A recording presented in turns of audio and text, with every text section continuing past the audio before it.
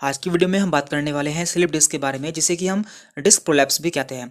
हम जानेंगे ये कितने टाइप का होता है और आप इसकी एमआरआई रिपोर्ट कैसे देख सकते हैं।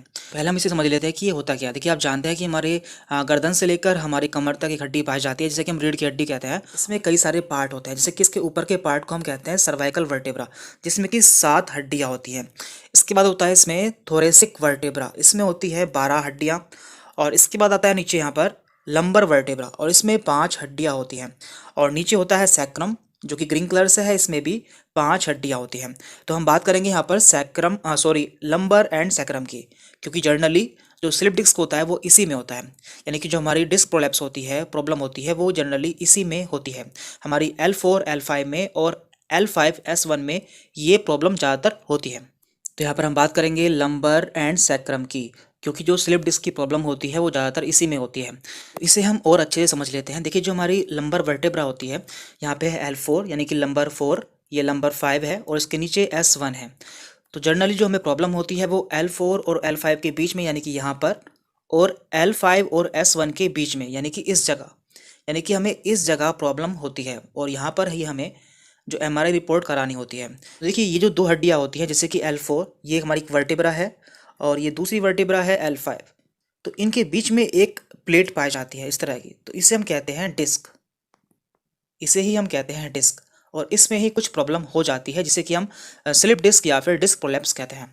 तो इस डिस्क में कुछ स्ट्रक्चर पाए जाते हैं, वो भी आपको जानना जरूरी है, तो वो भी हम देख लेते हैं। तो देखिए, जो हमने अभी डिस्क देखी थी, ये उसी की इमेज है। तो यहाँ पे हमने इसका सजेटल व्यू लिया है। तो ये क्या होता है, यदि हम किसी चीज़ को सामने से देखते हैं तो उसे हम कहते हैं सजेटल व्यू। तो यहाँ पे हमने देखा था, ये हमारी L5 वर्टेब्रा है या फिर L4 वर्टेब्रा है, और ये हमारी L5 वर्टेब्रा है। तो इनके बीच में एक डिस्क पाई जाती है, ये डिस्क है। तो अब हमें इसमें समझना है कि इसमें क्या क्या होता है। तो देखिए, यहाँ पर डिस्क के बीचों बीच कुछ पानी जैसा पदार्थ पाया जाता है, जिसे कि हम कहते हैं न्यूक्लियस पल्पोसस। और इसके चारों ओर कुछ रिंग्स पाई जाती हैं। आप देख रहे हैं यहाँ पर कुछ रिंग्स आपको दिखने को मिल रही होंगी, और इन रिंग्स को हम कहते हैं एनुलर रिंग्स या फिर एनुलस फाइब्रोसस। तो आपको इन दोनों चीज़ों को याद रखना है, क्योंकि आपको ये दोनों चीज़ें आगे काम आएंगी।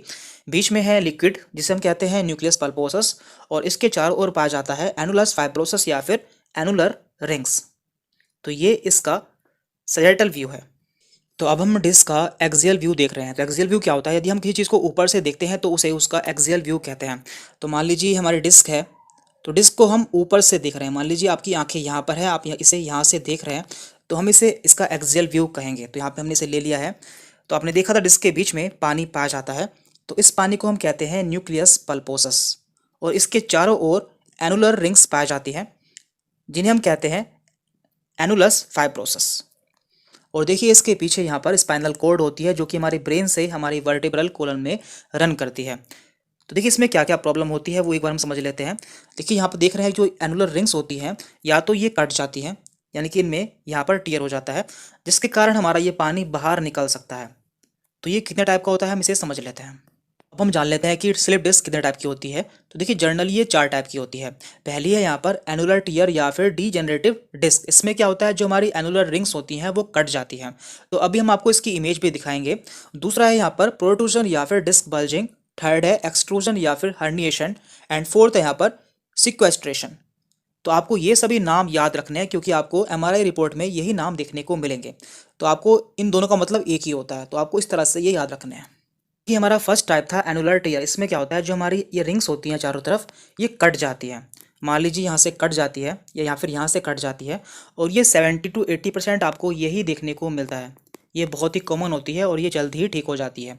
इसके बाद सेकंड था डिस्क बल्ज। इसमें क्या होता है, डिस्क बल्ज में क्या होता है, जो हमारी बाहर की लेयर होती है ये नहीं कटती है, बल्कि जो अंदर की लेयर होती है ये कट जाती है, जिससे हमारा जो लिक्विड होता है ये बाहर आ जाता है। और इस तरह से ये यहाँ पर एक बल्ज बना लेता है। जो बाहर की लेयर होती है वो इस तरह से इसके ऊपर आ जाती है, और ये अंदर का लिक्विड जो होता है वो इस जगह आ जाता है। तो इसे हम कहते हैं डिस्क बल्ज। और ये भी बहुत ही कॉमन प्रॉब्लम होती है। ये भी 70 to 80% आपको देखने को मिलती है। थर्ड है इसके बाद हर्निएशन। हर्निएशन में क्या होता है, ये जो बाहर की लेयर होती है ये भी कट जाती है, और ये लिक्विड पूरी तरह से बाहर आ जाता है। तो इसे हम कहते हैं हर्निएशन, और ये बहुत ही डेंजरस प्रॉब्लम होती है, लेकिन ये बहुत ही कम देखने को मिलती है। तो अब हम इन सभी टाइप को समझ लेते हैं। तो यहाँ पर पहला टाइप था डीजेनरेटिव डिस्क या फिर एनुलर टीयर। इसमें क्या होता है, जो हमारी डिस्क होती है उसके बाहर आपने देखा था एनुलर रिंग्स पाई जाती हैं, तो वो बाहर से कट जाती हैं, लेकिन जो इसके अंदर का पानी होता है या फिर लिक्विड होता है उस पर कोई भी प्रभाव नहीं होता है, वो अपनी जगह पर बना रहता है। तो इसे हम कहते हैं डीजेनरेटिव डिस्क। और ये एक बहुत ही कॉमन प्रॉब्लम होती है और आपको मैक्सिमम 70 to 80% यही प्रॉब्लम देखने को मिलती है और ये जल्द ही ठीक हो जाती है। इसके बाद सेकंड टाइप है यहाँ पर डिस्क बल्जिंग। इसमें क्या होता है, देखिए इसमें जो आपकी लेयर्स होती हैं वो तो कट जाती हैं, लेकिन साथ में आपका लिक्विड भी बाहर निकल जाता है, लेकिन इसके बाहर की लेयर नहीं कटती है, जिसके कारण जो लिक्विड होता है वो एक बल्ज बना लेता है कुछ इस तरह से। तो इसे हम कहते हैं डिस्क बल्जिंग। ये भी एक बहुत ही कॉमन प्रॉब्लम होती है और ये भी आपको 60 से 70% देखने को मिलती है। थर्ड है यहाँ पर हर्निएटेड डिस्क। इसमें क्या होता है, देखिए एक डेंजरस कंडीशन होती है, इसमें जो आपका लिक्विड होता है वो भी बाहर निकल जाता है, क्योंकि जो आपकी ऊपर की लेयर होती है वो भी कट जाती है। तो ये एक डेंजरस कंडीशन होती है, लेकिन ये आपको कम देखने को मिलती है। तो देखिए ये है डिस्क बल्जिंग। डिस्क बल्जिंग जिसे कि हम प्रोट्रूजन भी कहते हैं, इसमें आपका लिक्विड बाहर नहीं निकलता है, बस एक बल्ज बना लेता है। ये है एक्सट्रूजन या फिर हर्निएशन, इसमें आपका लिक्विड बाहर निकल जाता है। और लास्ट है यहाँ पर सिक्वेस्ट्रेशन। इसमें आपका लिक्विड पूरी तरह से बाहर निकल जाता है और बाहर फैल भी जाता है, और ये एक बहुत ही डेंजरस कंडीशन होती है, इसमें सर्जरी करनी पड़ती है। एक बार हम आपको दोबारा बता देते हैं। देखिए पहला टाइप था डीजनरेशन या फिर एनुलर टीयर। इसमें आपकी जो बाहर की लेयर होती है वो कट जाती है, लेकिन जो पानी होता है उस पर कोई भी प्रभाव नहीं होता है। दूसरी थी यहाँ पर प्रोलैप्स या फिर बल्जिंग। इसमें क्या होता है, जो आपका पानी होता है वो बाहर तक आ जाता है, लेकिन वो बाहर नहीं निकलता है, क्योंकि जो आपकी ऊपर की लेयर होती है वो नहीं कटती है। और ये दोनों बहुत कॉमन है, आपको 70 to 80% यही प्रॉब्लम देखने को मिलती है। थर्ड है यहाँ पर हर्निएशन। इसमें आपका पानी बाहर निकल जाता है, क्योंकि जो आपकी ऊपर की लेयर होती है वो कट जाती है। एंड फोर्थ है यहाँ पर सिक्वेस्ट्रेशन। इसमें आपका पानी बाहर निकलकर फैल जाता है, ये एक बहुत ही डेंजरस कंडीशन होती है।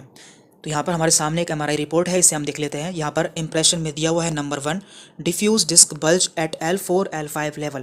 तो यहाँ पर L4 L5 लेवल पर एक डिस्क बल्ज देखने को मिला है। तो ये क्या होता है, जो पानी है वो बाहर तक आ चुका है, लेकिन पूरी तरह से बाहर नहीं निकला है, क्योंकि इसकी आउटर कवरिंग में कोई कट नहीं हुआ है। और यहाँ पे दिया हुआ है इंटेंडिंग थिकल सैक। ये थिकल सैक पर प्रेशर डाल रहा है and mildly narrowing bilateral neural foramina. और जो इसकी न्यूरल फोरेमिना है वो नैरो हो चुकी है। इसके बाद यहाँ पे दिया है diffuse disc bulge at L5 S1 level. और सेम कंडीशन इसमें L5 और S1 पर भी देखने को मिल रही है, और साथ में यही कंडीशन भी देखने को मिल रही है। और देखिए जो ये लिक्विड होता है ये किसी भी डायरेक्शन में मूव कर सकता है, ये इधर भी मूव कर सकता है और ये इधर भी मूव कर सकता है, और इसी के आधार पर इसकी सीवियरिटी देखी जाती है कि ये कितनी जल्दी ठीक हो सकता है। तो उस पर भी हम एक वीडियो अपलोड करेंगे, आपको बताएंगे कि कौन सी कंडीशन कैसे ठीक हो सकती है। तो आज की वीडियो में इतना ही था। यदि आपको कोई डाउट रहता है तो आप हमसे कमेंट करके पूछ सकते हैं। Thank you very much.